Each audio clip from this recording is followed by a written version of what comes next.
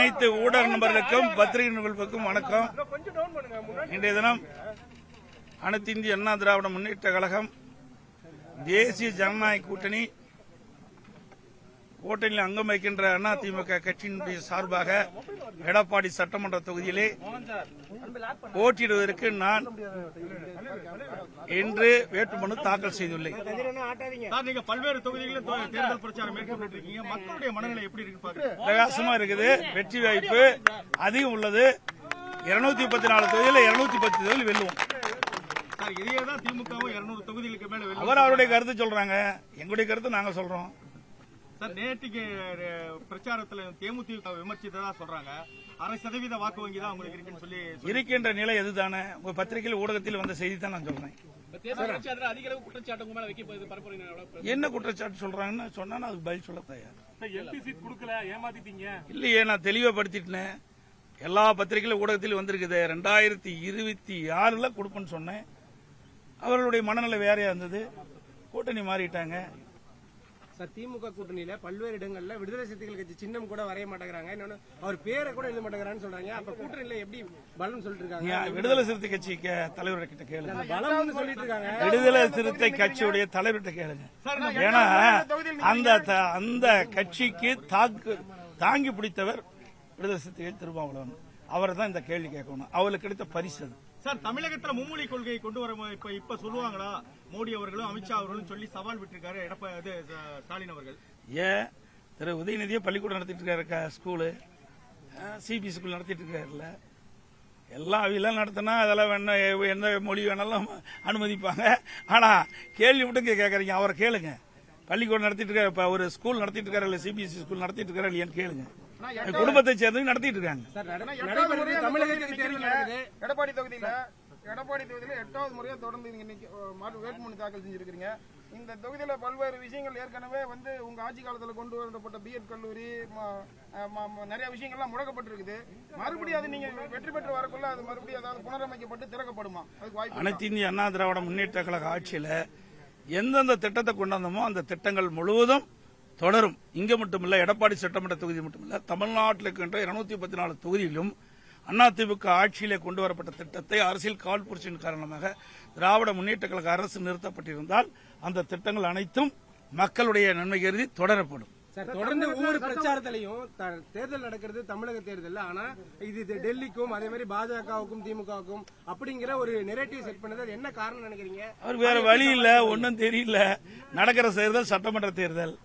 டெல்லியில பார்லிமெண்ட் தேர்தல் சட்டமன்ற தேர்தல் தான் நடக்குது. அது முதலமைச்சருக்கு புரிஞ்சுக்கணும். புரியாத பேசினா நாங்க என்ன செய்யறது? இந்த கேள்வி அவரிடம் கேட்கணும். தொகுதியில நீங்க கடந்த முறை தேர்தல் சந்திச்சு 93,000 வாக்குகள் வித்தியாசத்தை அறிவிச்சீங்க. இப்போ தேர்தல் களம் உங்களுக்கு இந்த தொகுதியில் எப்படி இருக்கு? மக்கள் தான் நீதிபதிகள். மக்களுக்காக உழைத்துக் கொண்டிருக்கின்றேன். பத்திரிகையாளர் ஊடகம் நன்றாக தெரியும். எடப்பாடி சட்டமன்ற தொகுதி ஒரு முன்மாதிரியான சட்டமன்ற தொகுதியாக இருக்கின்ற அளவிற்கு மக்கள் என்னென்ன கோரிக்கை வச்சாங்களோ பெரும்பாலான கோரிக்கைகள் நான் நிறைவேற்றியிருக்கிறேன். 1-2 விட்டு போயிருந்தால் கிடைக்கின்ற இந்த வாய்ப்பு சட்டமன்ற தேர்தலில் வென்று மீண்டும் அதிமுக ஆட்சி மலரும். விடுபட்ட திட்டங்களும் நிறைவேற்றி தருவோம்.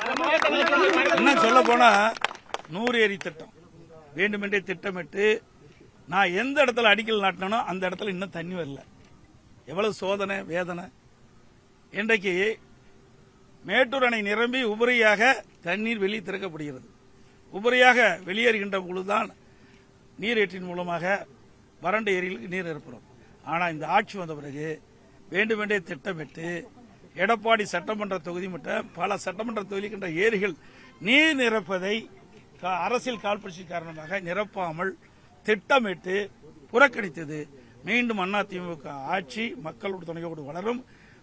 எடப்பாடி சட்டமன்றத்தில் இருக்கிற மக்கள் மீண்டும் எனக்கு ஒரு நல்ல வாய்ப்பை தருவார்கள் என்ற முழு நம்பிக்கை எனக்கு இருக்கிறது. நான் வெற்றி பெற்று சட்டமன்ற உறுப்பினர் ஆனவுடன் இந்த நிலுவையில் உள்ள பணிகள் எல்லாம் முடித்து மக்கள் பயன்பாட்டுக்கும் விவசாயிகளுடைய நன்மைக்கும் நாங்கள் செயல்படுத்துவோம். இருக்குது. 15ஆம் தேதி கன்னியாகுமரியில் இருப்பதாக சொல்லியிருக்கிறாங்க. 15ஆம் தேதி நான் கன்னியாகுமரியில் பாரத பிரதமர் அவர்கள் தேர்தல் பிரச்சார கூட்டத்தில் நானும் கலந்துக்கிறேன். பல்வேறு துறைகள்ல ஊழல் நடந்ததா ஆளுநரை சந்தித்து நிறைய கோப்புகள்லாம் கொடுத்திருக்கீங்க. இப்ப அந்த ஊழல் நடைபெற்றதா நீங்க ஆட்சிக்கு வந்தா என்ன மாதிரி நடவடிக்கை எடுப்பீங்க? அதுல யார் யார் பட்டியல் இருக்காங்க, என்ன மாதிரி நடவடிக்கை எடுப்பீங்க? ஆளுநருக்கு கொடுக்கப்பட்ட ஊழல் பட்டியல் கூட அமலாக்கத்துறை ஆதாரத்தோடு இன்றைய ஆட்சியாளர் சட்டம் ஒழுங்கு டிஜிபியிடம் ஒரு ஆதாரத்தோடு அறிக்கை கொடுத்திருக்கிறாங்க. அந்த அறிக்கையின்படி எஃப்ஐஆர் பதிவு செய்ய வேண்டும் சம்பந்தப்பட்ட அமைச்சர் சம்பந்தப்பட்ட அதிகாரிகள் மீது என்று அவர்கள் கடித்து அனுப்பியிருக்கின்றார்கள், அறிக்கை அனுப்பியிருக்கிறார்கள். 3 முறை அமலாக்கத்துறை சட்ட ஒழுங்கு டிஜிபிக்கு அறிக்கை அனுப்பும் எவ்வித நடவடிக்கை எடுக்காத காரணத்தினால் அதிமுக சார்பாக நாங்கள் நீதிமன்றம் சென்று நீதிமன்றமும் அமலாக்கத்துறை ஆதாரத்தோடு கொடுக்கப்பட்ட அடிப்படையில் அரசு அந்த சட்ட ஒழுங்கு டிஜிபி அதுக்கு வழக்கு பதிவு செய்ய வேண்டும் என்று தீர்ப்பு கொடுத்து கூட இன்னும் காலதாமதமாகிறது. அதிமுக ஆட்சி மலரும், இதை சட்ட ரீதியாக சந்திக்கப்படும். காங்கிரஸ் நிர்வாகி தலைவர்கள் கொலை, இந்த மாதிரி பல்வேறு தலைவர்கள் கொலை நடைபெற்றிருக்கு. அதற்கான நீதியில கிடைக்குமா? நிச்சயமாக நீதி கிடைக்கும். அனைத்து இந்திய அண்ணா திராவிட முன்னேற்ற கழகத்தை பொறுத்தவரைக்கும் சட்டத்தின் ஆட்சி நடைபெற்றுக் கொண்டிருக்கிறது. சட்டத்தை மீறி யாராக இருந்தாலும் தயவுதாட்சியின்றி நடவடிக்கை எடுக்கப்படும். அந்த அடிப்படையில் பொன்மனச்செம்மல் புரட்சித் தலைவர் காலத்திலும் சரி, இதே புரட்சித் தலைவர் அம்மா காலத்திலும் சரி, அம்மாவுக்கு பிறகு அம்மாவுடைய அரசும் சரி, சட்டத்தின் ஆட்சி தான் நடந்தது. யார் தவறு செய்தாலும் அந்த தவறு செய்கிறவர்கள் மீது சட்ட நீதியாக நடவடிக்கை எடுத்துக்கொண்டுதான் இருந்தது. மீண்டும் ஆட்சி வந்தால் எடுக்கப்படும். தொடர்ந்து விஜய் அவர்கள் எங்களுக்கும் திமுக தான் போட்டி அப்படின்னு சொல்றாரு. ஒரு மிகப்பெரிய கட்சியா அதிமுக இருக்கு, ஆனா தொடர்ந்து புறக்கணிக்கிறாரு. அதை எப்படி பாக்குறீங்க? புறக்கணிக்கிறாருன்னு நீங்க தான் அந்த கேள்வி மீண்டும் மீண்டும் கேட்டுட்டே இருக்கிறீங்க. ஏங்க, நான் ஏற்கனவே சொல்லிட்டேன், அவருக்கு அப்படி ஒரு கருத்து தெரியும்னு சொல்றாரு. அதுக்கு நாங்க என்ன செய்யறது? அந்த கட்சி தலைவர் தான் நீங்க கேட்கணும்.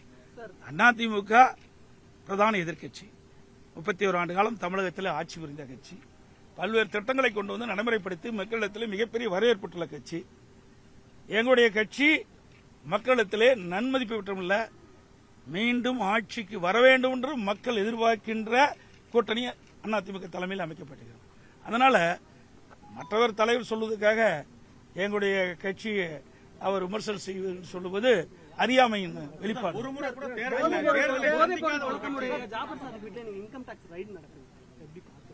அது இன்கம் டாக்ஸ் எப்படி நடக்கணும், அதை பத்தி நான் என்ன செய்ய சொல்ல முடியும் தெரியலையே. நீங்க இப்பதான் கேள்வி கேட்டுக்கிறீங்க.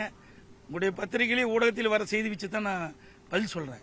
ஆகவே என்ன தவறு எங்க நடக்குன்னா அவருக்கு தகவல் கிடைச்சிருந்தா அதன்படி அவர்கள் ஏதாவது ரெய்டு நடத்திருப்பாங்க. கலைஞரோட இறுதி நாட்களை பற்றி விசாரணை செய்யப்படும் ரொம்ப முக்கியத்துவம் கொடுத்து பேசுறீங்க. அதுல என்ன உட்கருத்து? நீங்க யாரும் வெளியிட மாட்டேங்கிறீங்க, பத்திரிகையில் ஊடகத்தில் வெளியே செய்தே விட மாட்டேங்கிறீங்க. தம்பி அந்த கேள்வி கேட்க மாட்டேங்கிறாரு. ஆர் ராசா அவர்கள் ஒரு ஆடியோ வெளியிட்டிருக்காரு.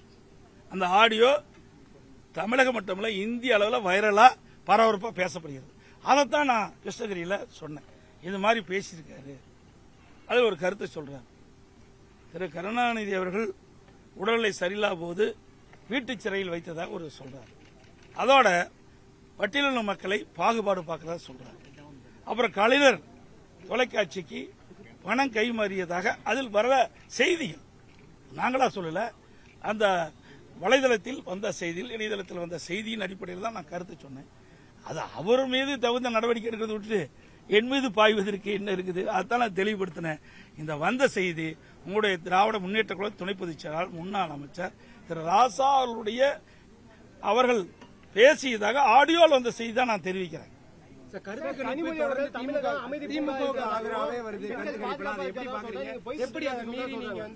ஊடகம் பத்திரிகை நீங்க பார்த்து போடுங்களேன், எது சரி எது தவறுன்னு. என்னை கேட்டா எங்களை தான் சரின்னு சொல்லுவேன்.